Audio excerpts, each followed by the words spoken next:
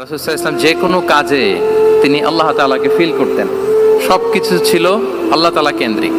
যাই তিনি করতেন না কেন, একজন মহান সত্তার সন্তুষ্টির জন্যই তিনি সেটা করতেন। তিনি কে? আওয়াজ করে বলুন, তিনি কে? আল্লাহ সুবহানাহু ওয়া তাআলা। তার সন্তুষ্টির জন্যই তিনি সব কিছু করতেন এবং সব সময় তিনি এটা ফিল করতেন যে আমার আসল ভরসা স্থল হচ্ছে আল্লাহ তাআলা। আসল ভরসা স্থল কে?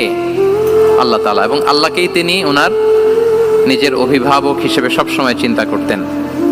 এবং তার দয়ার পরশেই যে আমরা বেঁচে আছি, তিনি যে আমাকে আগলে রেখেছেন, সার্বক্ষণিক এটাকে মনের মধ্যে ধারণ করা, সবসময় এই চিন্তাটা ভেতরে লালন করা, এটাকেই বলে গড সেন্ট্রিক মাইন্ডসেট বা আল্লাহ সেন্ট্রিক মাইন্ডসেট। এই মাইন্ডসেটের অধিকারে যদি আপনি হতে পারেন, আপনি একটা ডিভাইন পাওয়ার শিল্ডের ভেতরে থাকবেন, একটা ডিভাইন প্রোটেকশনে থাকবেন।